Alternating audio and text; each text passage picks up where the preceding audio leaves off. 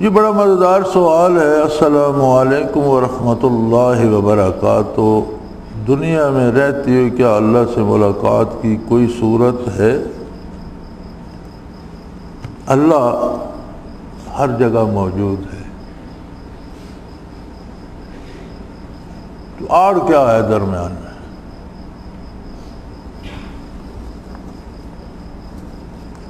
درمیان میں میں کا پردہ ہے۔ جب تک ہم اپنی حیثیت کو قائم رکھتے ہیں، یہ مسئلہ میں نے بیان کیا، یہ سوال میں نے پڑھا، یہ بتی میں نے جلائی، یہ کام میں نے کیا، اگر یہ میں نکال دو تو باقی کیا رہے گا؟ یہ کام اللہ نے کیا۔ کسی میں ہمت ہے تو یہ میں کی دیوار ڈھا دے، ملاقات ہو جائے گی۔ یعنی حجاب ہماری طرف سے ہے۔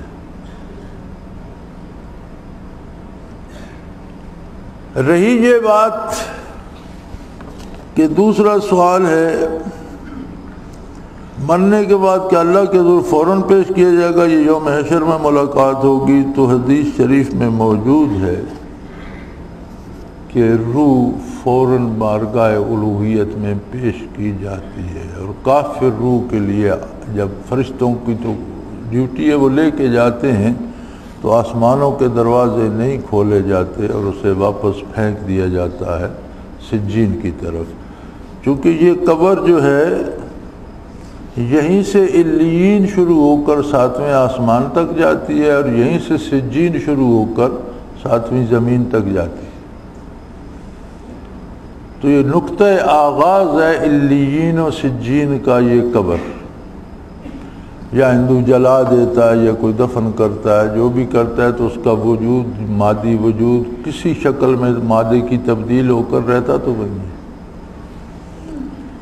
تو سجین والوں کے لیے تو دروازہ آسمان کا کھولتے نہیں، کافر کے لیے تو کھلتا نہیں۔ لا تفتح لهم ابواب السماء، ان کے لیے آسمانوں کے دروازے نہیں کھلتے قرآن کریم میں۔ وہ فرشتے وہیں سے روح کو پھینک کر مارتے ہیں اور وہ آگے سجین والے وصول کر لیتے ہیں۔ علیین والوں کی اپنی اپنی حیثیت کے مطابق انہیں جمال باری کی زیارت ہوتی ہے، لیکن عین ذات کی نہیں، جمال باری کی۔ دنیا میں رہتے ہوئے موسیٰ علیہ السلام کا واقعہ گواہ ہے قرآن میں، رب ارنی انظر الیک، کہ اللہ مجھ پر اپنا حسن آشکار، اپنا جمال آشکارا فرما، میں آپ کو دیکھنا چاہتا ہوں۔ فرمایا لن ترانی،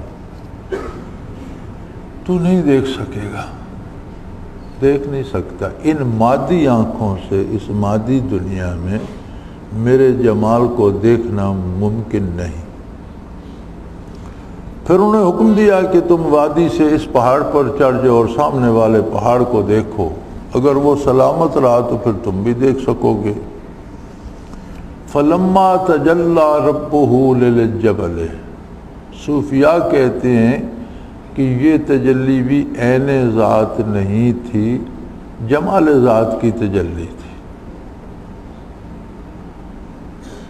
جو جمال ذات کی تجلیات ہیں ان میں سے تجلی تھی، عین ذات کی تجلی نہیں تھی۔ تو پہاڑ جا لہو دکا، پہاڑ کے پرخے اڑ گئے اور موسیٰ علیہ السلام بے ہوش ہو گئے، خر موسیٰ صاعقہ۔ یہودی اور یہ ہمارے جو مستشرق جنہیں کہتے ہیں، جو اہل مغرب عربی اور سیکھتے ہیں اور دینی کتابیں پڑھتے ہیں صرف اعتراض ڈھونڈنے کے لیے، انہیں مستشرق کہتے ہیں۔ تو وہ الفاظ ایجاد کرتے رہتے ہیں۔ انہوں نے لنترانی ایک محاورہ بنا دیا، جو بندہ گپ ہانکے کہتے ہیں یہ لنترانیاں ہانک رہا ہے، آپ سب نے سنا ہوگا۔ وہ دراصل قرآن کی اس آیت کا مذاق اڑایا جاتا ہے کہ اللہ نے فرمایا لن ترانی، تو مجھے نہیں دیکھ سکے گا۔ اب کوئی گپ ہانکے تو سارے مسلمان بھی کہتے ہیں کیا لن ترانیاں ہانک رہا ہے، یہ یہودیوں اور مستشرقین کی سازش ہے۔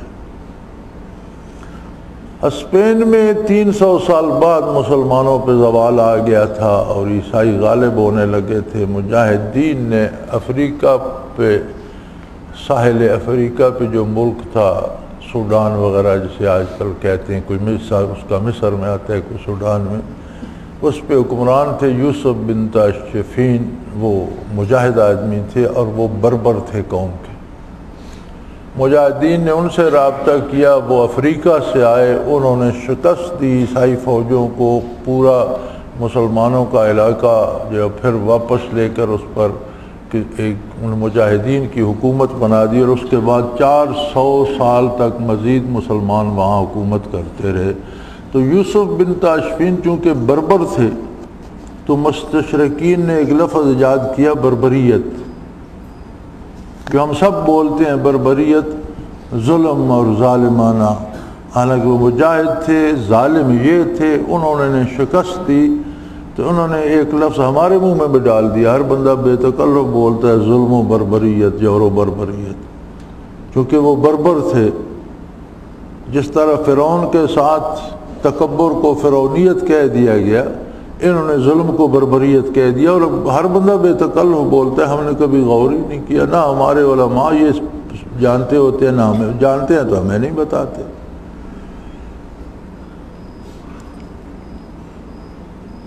تو قیامت کے بارے حضور اکرم صلی اللہ علیہ وسلم کا ارشاد ہے، حدیث شریف میں موجود ہے۔ عرض کیا گیا یا رسول اللہ، قیامت کے روز کیا ہم اپنے رب کریم کو دیکھ سکیں گے؟ فرمایا جس طرح آج 14ویں کے چاند کو دیکھتے ہو اسی طرح روبرو اللہ کریم کی زیارت ہوگی، لیکن وہاں فَكَشَفْنَا عَنْكَ غِطَاءَكَ فَبَصَرُكَ الْيَوْمَ حَدِيدٌ، وہاں پردے ہٹا دیے جائیں گے اور نظر بہت مضبوط کر دی جائے گی۔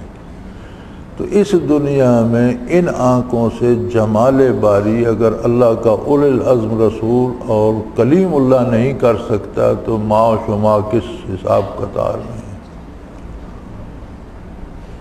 صوفیاء کو دل کی آنکھ سے تجلیات باری کی زیارت ہوتی ہے، لیکن وہ عین ذات نہیں ہوتی، اس طرح ہوتی ہیں تجلیات۔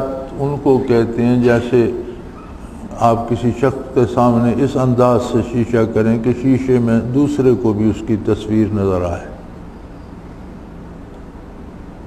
اس طرح سے کر کے شیشہ کریں تو اس کی شکل نظر آ رہی ہے لیکن دوسرا بھی دیکھ رہا ہے۔ یہ ہوتی ہیں تجلیات جمال۔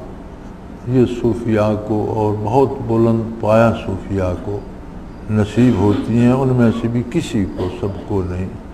ہاں میدان حشر میں جنہیں بھی نجات ہوگی اپنی حیثیت کے مطابق انہیں دیدار باری ہوگا، اور جنت کی سب سے بڑی نعمتوں میں سے بھی ذات باری کا دیدار ہے، جو ہر جنتی کو اس کی حیثیت کے مطابق، کسی کو سال میں ایک بار، کسی کو 6 مہینے میں ایک بار، کسی کو ہفتے میں ایک بار، کسی کو ہر روز، اپنی اپنی حیثیت کے مطابق نصیب ہو۔